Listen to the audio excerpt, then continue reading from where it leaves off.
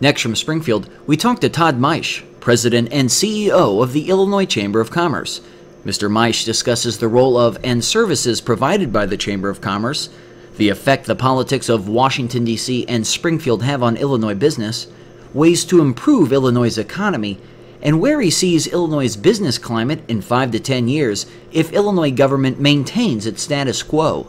This runs about 35 minutes. Todd Maisch, thanks for joining us again on the Illinois Channel. Great to be here. Thanks, sir.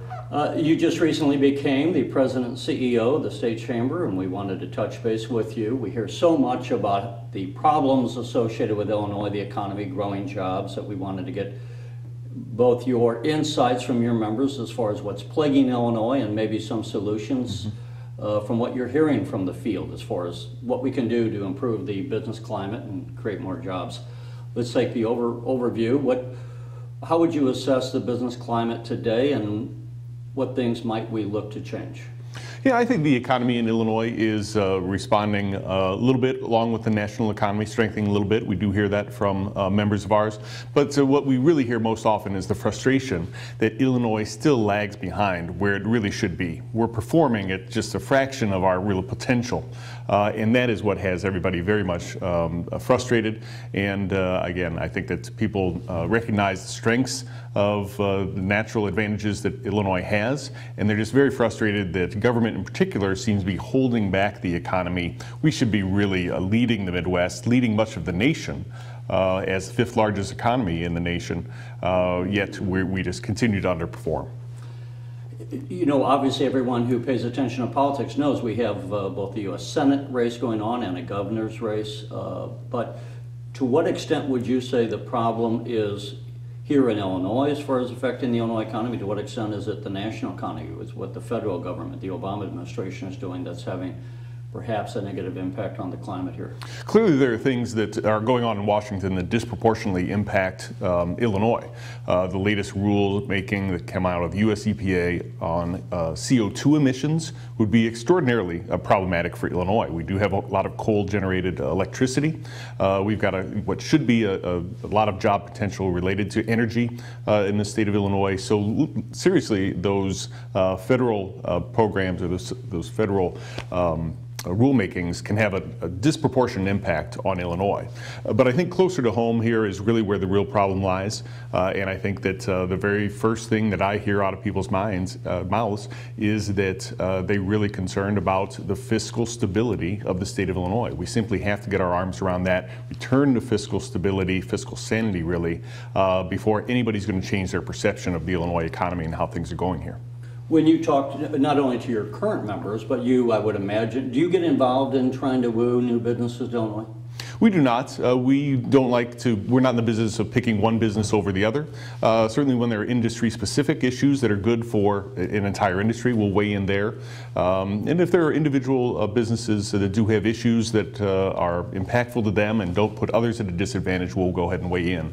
But no, we're not in the business of recruiting or new businesses here. That's the job of the state of Illinois and local economic developers, and not something we're a part of. Certainly we will be a part of helping to do things, whatever it takes to retain jobs here in the state of Illinois. And a lot of times we have weighed in on behalf, but again, it's usually on behalf of broader policy initiatives that would help a lot of people, but specific entities that may be looking to move to another state. So, but what I was going to ask is this: to what extent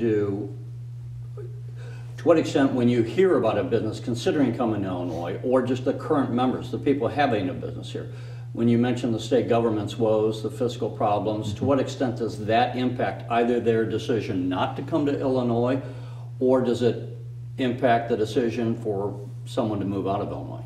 It has a huge impact. There's no doubt about it. You often hear, and it's almost a little bit tried to this point, that businesses want stability and predictability, but it's very true. We hear that across the board. And when you've got a fiscal situation that doesn't look stable, it has a real impact on people's decision making. Yet still, people are making decisions to invest in the state. There is good news out there. There really is. But the fiscal problems, if we could get those out of the way, it would create a much better environment for additional investment, whether it's new people coming in from out of state or our existing businesses that are looking to grow here. I don't want to be negative. Let's talk about some of those good things, and we'll get to some of the negative things. But what's good for Illinois? What's working? What would you say Illinoisans can be proud of here? There is good news, but unfortunately it's a little bit spotty. The city of Chicago has done a great job, I think, on its tech scene. That is a real bright spot. Illinois shouldn't be lagging behind places like Boston, yet it is in the technology, but I think it's catching up. And the kind of investment that's growing there, the kind of innovation that's taking place in the city, but other places across the state as well, is a real bright spot.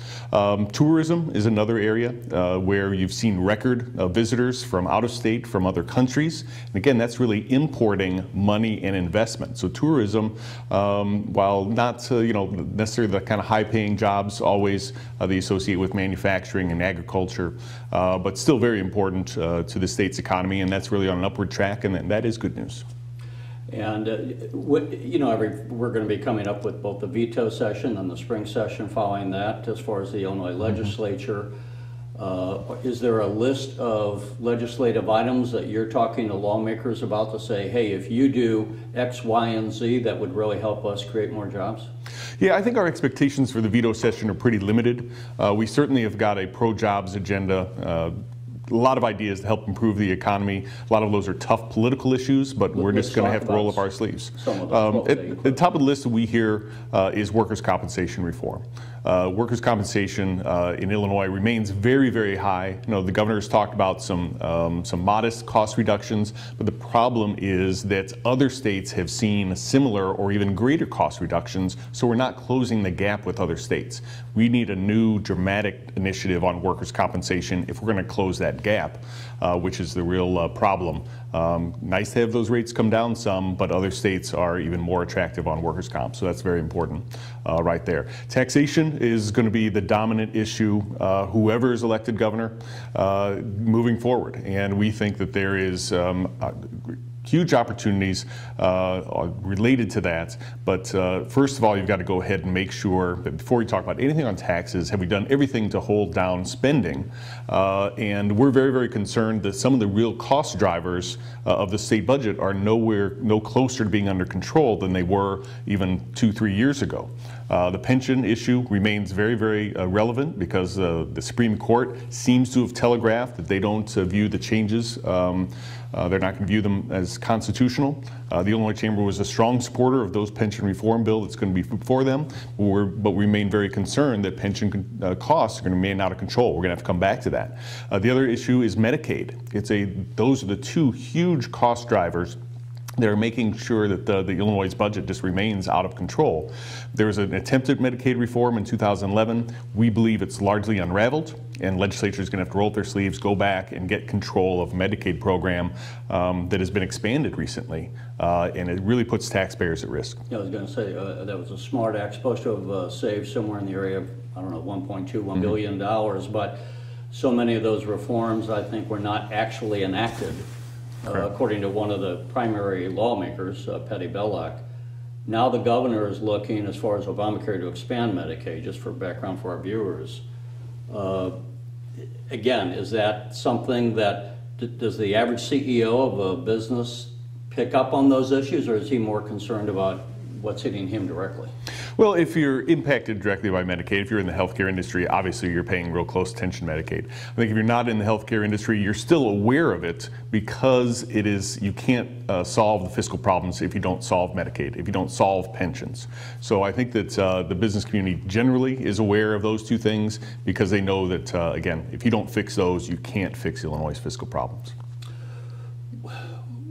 Are there other issues? We hear about the crowding out, pensions growing, and they're paying that by taking money out of other places. They've been cutting back, lawmakers, on the amount of money they spend on education, because the two big ticket items are education and healthcare predominantly. Corrections is another one, and pensions. So if they can't cut pensions, they're going to be having to take money out of either healthcare, although in Medicaid they're looking to expand it. To what extent does that cutting back on education hurt the business climate, or do business people say, hey, you got to make your budget work? I think that it's more the latter. Education and educated workforce is very, very important. But there are a couple of things that are out there. I think that the business community is not certain that all of the education dollars that are spent as wisely as they should, or that at the end of the day, when somebody graduates from high school, they're ready to go to work. As a matter of fact, you hear about the skills shortage. Well, a lot of that is people coming out of high school with a diploma that I think a lot of employers question whether they've really got the skills that they should have. So I think that's number one, why education, we don't believe, should be a funding sacred cow. The other issue, you've got to take a look back over 5-6 years. I believe over just a relatively short period of time, we put an additional $1 billion into education. There aren't too many places in the economy have seen that kind of growth in which they haven't been asked to scale back. So I think that education, while very, very important long term, short term, it should not be a sacred cow in terms of saying set aside, because again, such a huge part of the budget, you can't leave it untouched and make real progress on the fiscal problems. Bruce Rauner, the Republican candidate for governor, is saying the way to get Illinois back on a fiscal solid footing is to grow the economy, not to raise taxes. To what extent does that resonate with your members, and to what extent do you think that that's actually doable, given the political climate that we have with the Democrats holding both chambers in the legislature? I think that does resonate to our members. It is the statistics are pretty compelling when you look at the creation of one good-paying job, what it leads to in terms of additional revenue for the state and for local governments as well. So growing the economy, growing jobs, we think is the best way to go ahead and get money into the state's coffers. Everybody wins with that. A stronger economy helps workers, helps communities, it helps state government as well. So we think that is right focus and very, very important. Of course, it's easy to say, but how do you get there, and are the steps you've got to take to get to real economic growth and expansion, are they easy? Oftentimes they're not. We mentioned workers' compensation. Civil justice reform is another thing that deters investment in the state of Illinois. Yet those are very difficult issues to take on at the State House because of powerful interest groups. But if we're serious about getting Illinois to the economy that we really want, we're going to have to address those issues, whether they're tough or not. We mentioned at the top that you've just taken over as the head of the chamber.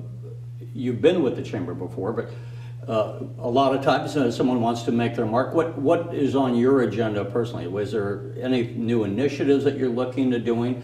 And do you see the chamber as being more reactive, of going to the lawmakers and saying, here's what our members are saying, or are there areas where you wish to be more proactive as an organization? I feel very good about our program as it exists now, but we need to go ahead and continue to accelerate the trajectory because there are, as much as we do at the Illinois Chamber, there are still vast unmet needs from the employer community. For instance, we started an international initiative just a year ago, and I've been amazed at how much need there is to connect people to do business, to promote Illinois exports, to promote free trade agreements that are currently being negotiated out in Washington. People are coming out of the woodwork asking for us to help on issues, and that's one example where, again, it just reinforces there's an awful lot more work to do. So my goal is to watch our core program, which is what happens at the Illinois State House, and make sure that good decisions are being made there. We're making progress, but there's a whole wide world of other needs that the Illinois business community has that we'll be looking at and trying to decide whether it makes sense for us to get involved there. It's interesting when you talk about that, because I think there's a lot that people who even have grown up in Illinois don't necessarily appreciate. And one of the fascinating, I think, statistics that I've heard over the years is that the #1 trading partner that Illinois has is with Alberta, Canada, that we do more trade with Alberta than with any state in the nation. And we do 3 times as much trade, or Canada, I should say, does 3 times as much trade with Illinois as it does with Mexico. And we got that from interviewing the Canadian ambassadors in the United States. It goes to show how much of the jobs in Illinois are actually tied to international trade. To follow up on what you were just saying, do you see over the next 10 to 20 years that would be conceivably a big driver of jobs in Illinois that we develop our international trade relations? There's no doubt about it. It's definitely a huge issue for us, not only with manufacturing, which is you've got your obvious players there, your Boeings, your Deere, your Caterpillar, Motorola, who have been exporting, and so many of the jobs that they have in Illinois are directly tied to that exporting. But then you've got agriculture opportunities. Very interesting article I was reading recently about how the world demand for protein is growing dramatically. Well, here in Illinois, we're obviously a great supplier of that, and there's huge opportunities to go ahead and get involved in those markets and expand agriculture and value-added agriculture here in Illinois. The other thing is that people don't realize that it's not just the big corporations and farmers who are exporting, it's small and medium-sized companies, and that's where there's perhaps the biggest opportunity. Take a look at Brailer Truck Supply in Jacksonville, Illinois. The last time I talked to them, they were in 8 or 9 different countries exporting their products, and they're looking to grow. So I think that there's that opportunity. Is like, where are those businesses that are selling fine here in Illinois, or maybe even nationally, but could grow even more if we could get them into international markets? There's a huge opportunity there. And to what extent do you provide, I don't know, what does the state chamber actually do? Are you more of a lobbying organization? Do you provide information to members who say, hey, I'd like to sell widgets to countries overseas?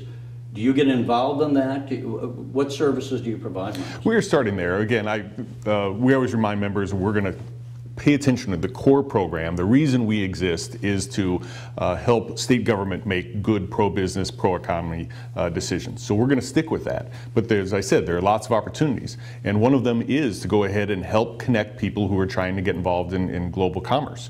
It could be companies that are looking to bring their products to Illinois for the first time, or Illinois companies that are looking to get into India market, for instance. So there's a real need for that. We've started to do that, and again, we'll stick to the core program, but if there are opportunities to help Illinois companies or help the Illinois economy by helping facilitate some global commerce, we're going to be in that business. You know, Illinois is, on one hand, blessed to be the home of major corporations, and there's actually a long list of them, from McDonald's, the Abbott Labs, the Caterpillar, Deere, ADM, etc. What level of business is a member of the chamber? Is it the big corporations, is it the mom and pop shops, or all of the above?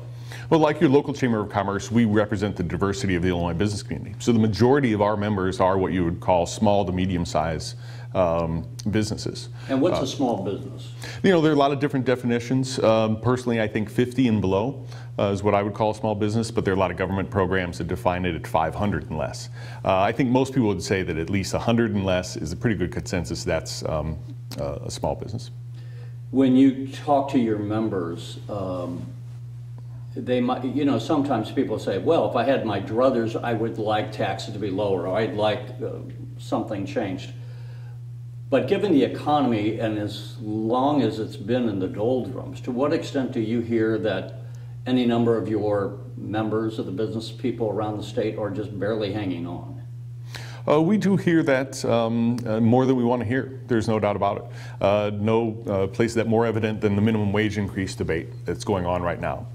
In the past, businesses have said, you know, this is not good for us. We can't invest the way we want to. We should be able to decide what's, you know, to give current members raises ourselves, or to hire more people to go ahead and expand. And you know what? That means we maybe can't pay that higher rate. But now I will tell you, there is real desperation over the notion of a $10 or higher minimum wage.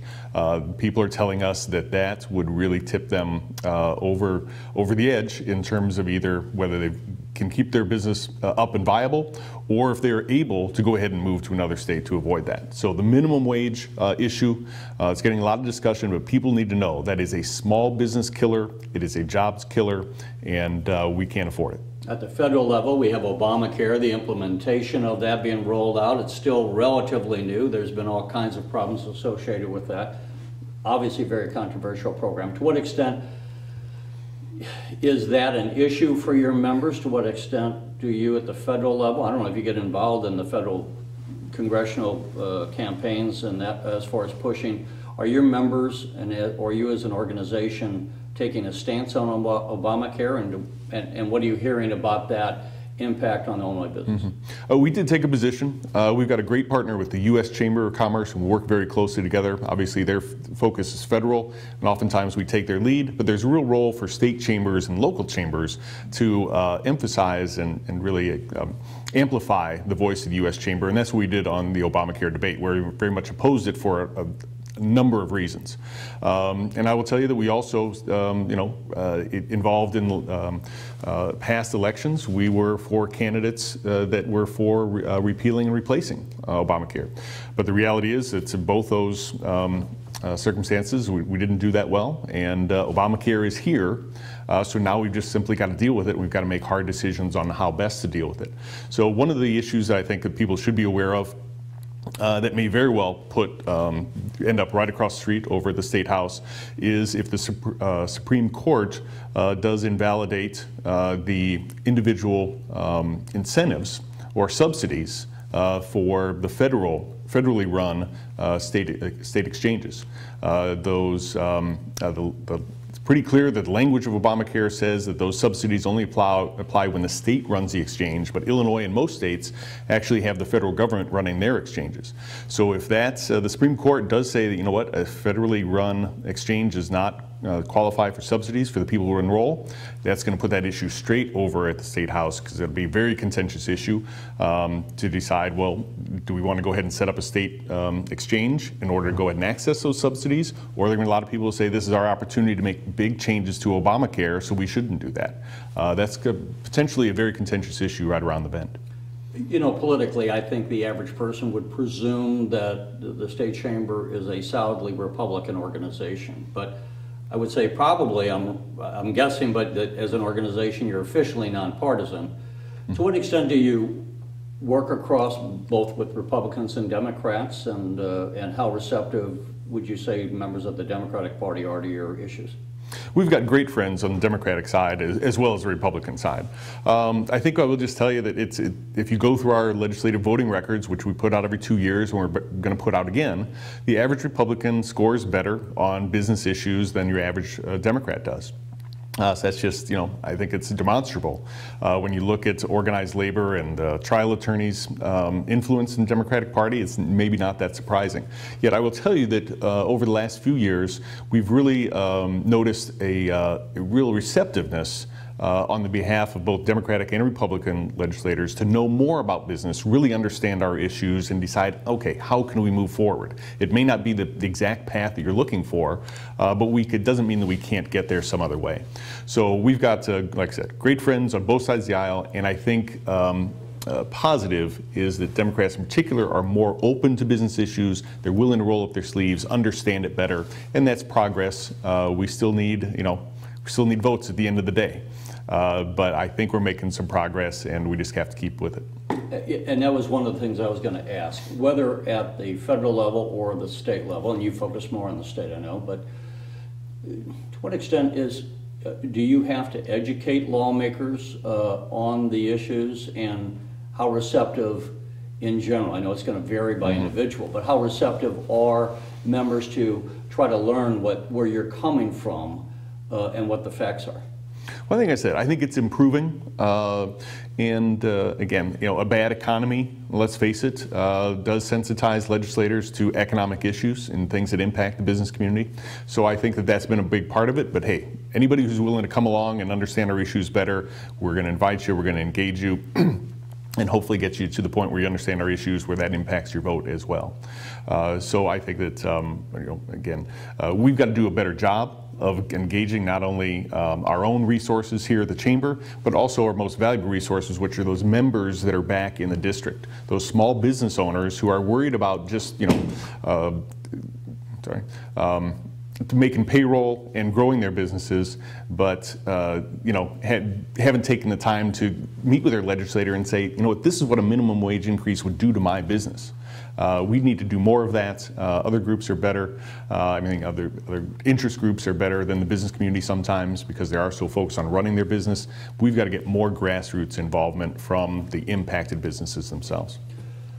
We talked about minimum wage, we talked about workers' compensation. We at present have the tax increase that went into effect a few years ago is going to come off in January. The 5% income tax is going to go down to, what, 3.75% unless it's extended in the fall veto session.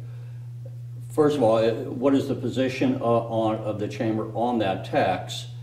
And if you're for repeal or allowing it to fall back, how do we manage to balance the budget without those revenues?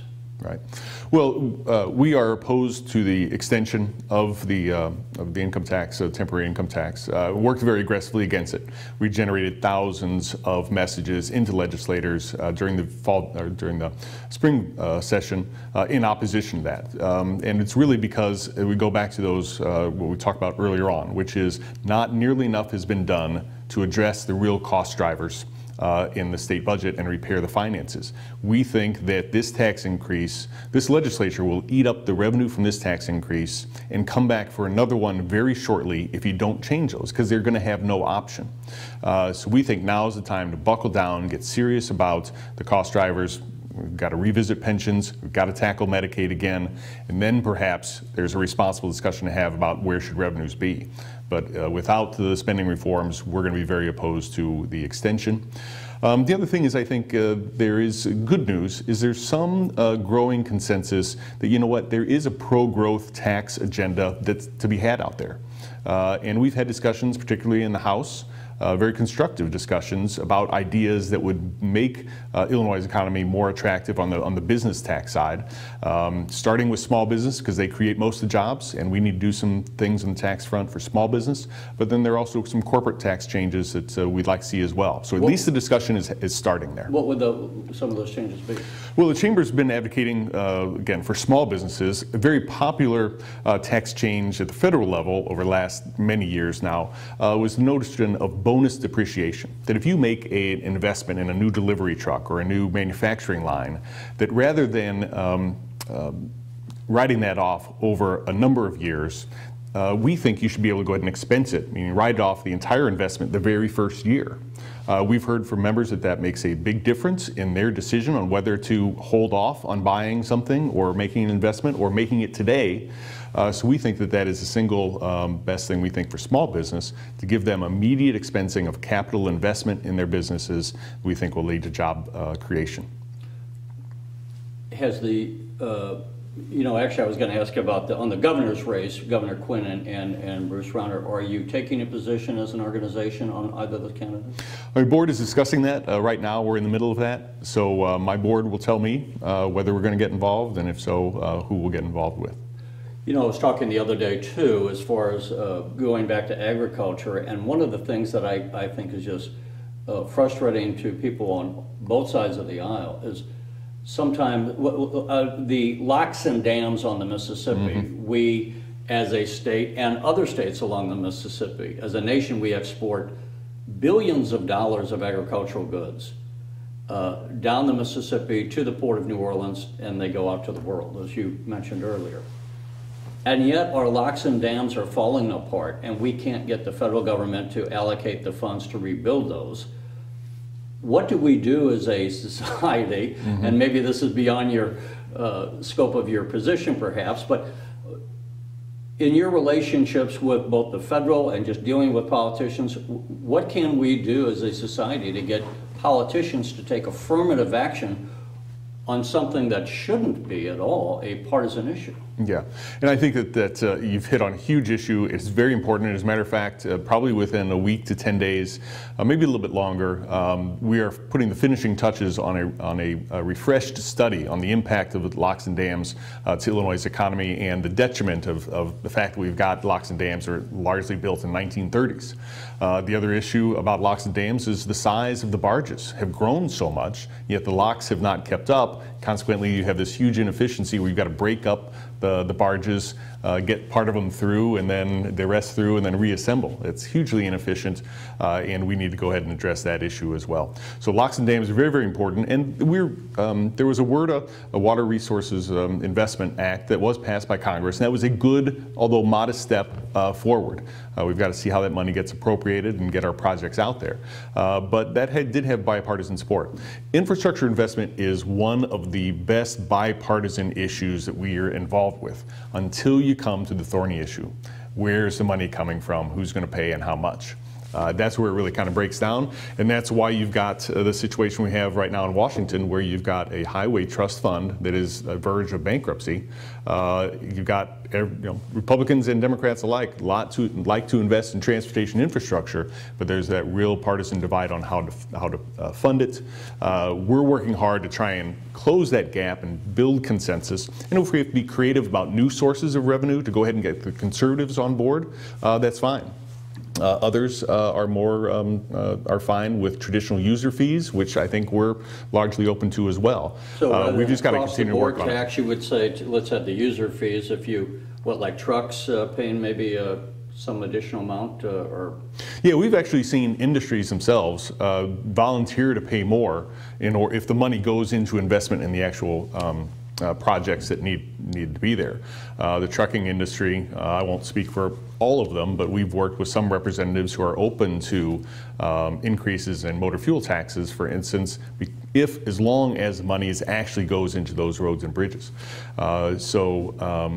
There are, I think other ideas out there. Public-private partnerships are getting a fresh look, and even in Washington, some people are proposing that for the existing highways, for instance. So we may have to be creative in order to help bridge that divide, but we've just got to keep working at it and keep emphasizing to all policymakers the importance of our vital transportation infrastructure to Illinois' economy and really the Midwest and the nation. On one hand, and we'll close out here shortly, but transportation in Illinois, I think, is a strength, but then on the other hand, we have so much infrastructure needs. You reference indirectly that we have, in Illinois, the budget, we have certain accounts, like the motor fuel tax, that's supposed to go for transportation. We have had a practice over the last decade or so where the state government will come in and take money, almost like they're pulling money out of a piggy bank, and they take money out of areas that were supposed to be designated for road construction, and they spend it in other areas. To what extent would you say to someone running for governor or to the lawmakers, how damaging is that to the overall process to have the state reach in and grab monies that were supposed to be designated for things like road construction and spend it in other areas, as far as breaking down the goodwill between your membership to say we would pay more, but we don't know that that money's actually going to be spent the way we want it to be spent? Yeah, it's a huge issue. Number one, that money is not available for what it was intended. But as you said, the political impact of that is huge. If we're talking to legislators and they're reluctant to go ahead and talk about where new revenues for roads and bridges should come from, that's always the first excuse we hear, which is you got to end the diversions. I'm not putting another penny in until I see that all that money is going. I will tell you, though, that the reality is that over the last few years, the Chamber, working with the coalition, the Transportation for Illinois Coalition, we have diminished those diversions substantially. But if it hasn't gone far enough, we're willing to go all the way. The Chamber would support a constitutional amendment like they're considering in Wisconsin that would put a constitutional guarantee, a lockbox, if you will, on the road fund. We think that would be a good thing, and not only because policy, so the money stays there, but in rebuilding that trust and goodwill that if I'm paying money into the road fund, it's actually going to go to roads and bridges. As we close out, let's just say this. If, after this election, whomever wins, more or less the status quo remains and there's no major changes, where do you see the business climate of Illinois being in 5 to 10 years? In 5, 10 years, I think there is still opportunity for us to grow. And I think that some of it is the ability to go ahead and get policymakers to move along, inch along, probably incrementally in direction of good investment, pro-investment policies. So I think that there's room for improvement. And I think there will be improvement. The question is just how much, and is it adequate to get us where we really should be, as opposed to where we can't, is where we might end up. But in terms of the other advantages we have, I just think they're increasingly, I believe, has the ability to go ahead and overcome bad public policy. When you talk about the geographic location, if we can even get some kind of good, not even great investment in our infrastructure, that would be a tremendous help. Technology, if we can go ahead and continue to embrace it and grow that. And really just a change of perception would be huge.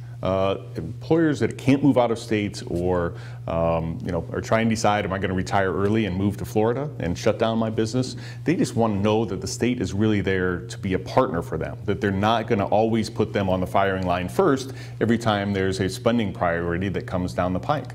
So that perception problem is very real and has a real impact on people's decisions, and that should be the easiest thing to take care of, and hopefully policymakers will be a good partner with us in correcting that perception. Todd Maisch, congratulations again on your new position, and thank you for joining us. Thank you. Appreciate it. You're watching the Illinois Channel, an independent nonprofit corporation formed to provide gavel-to-gavel coverage of Illinois state government and other public affairs events taking place across Illinois.